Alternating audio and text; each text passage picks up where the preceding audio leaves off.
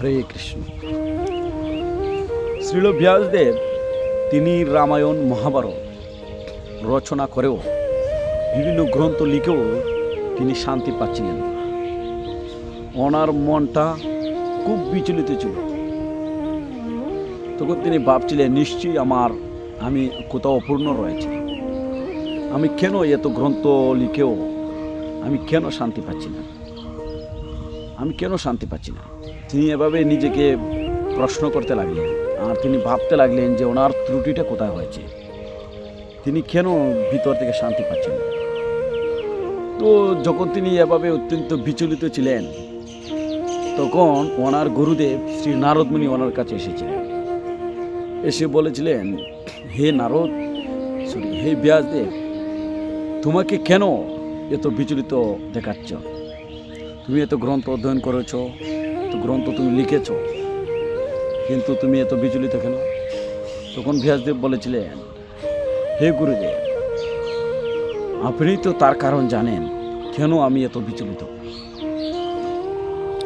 আপনি তো পরমাত্মার মতোই মহান, আপনি তা জানেন যে আমি কেন এত বিচলিত। তাই আপনি কৃপা করে আমার সমাধান করুন। তখন নারদমুনি বলেছিলেন যে তুমি বিভিন্ন গ্রন্থ লিখেছ, তা ঠিক, তবে সেই সব গ্রন্থের মধ্যে তুমি সকাম কর্মের বর্ণনা করেছ এবং যে যজ্ঞ দৈনন্দিন কর্ম, সেই কর্মগুলো নিয়েই তুমি কি বলেছ, তুমি সব কিছু এগুলা লিখেছ, কিন্তু তুমি ভগবানের যে প্রকৃত লীলা বা ভগবানের মহিমা তুমি আলোচনা করনি। তুমি ভগবানের মহিমা লিখো, ভক্তরা কীভাবে ভগবদ্ভক্তি অনুসরণ করবে, কীভাবে এই জড় জগৎ থেকে মুক্ত হবে, সেই বিষয় নিয়ে তুমি আলোচনা করনি। সেজন্য তোমার মনের ভিতরে কুদ রয়ে গেছে, অপূর্ণতা রয়ে গেছে। তাই তুমি ভগবানের মহিমা লিপিবদ্ধ করো, তবে তুমি তোমার হৃদয় থেকে শান্তি পাবে।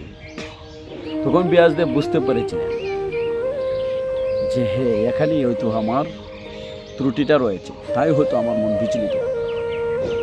তাই ব্যাসদেব মন স্থির করলেন যে আমি খুব শীঘ্রই ভগবানের মহিমা লেখা শুরু করব। এভাবে শ্রী নারদমুনির নির্দেশে শ্রীল ব্যাসদেব তিনি শ্রীমদ্ ভাগবতম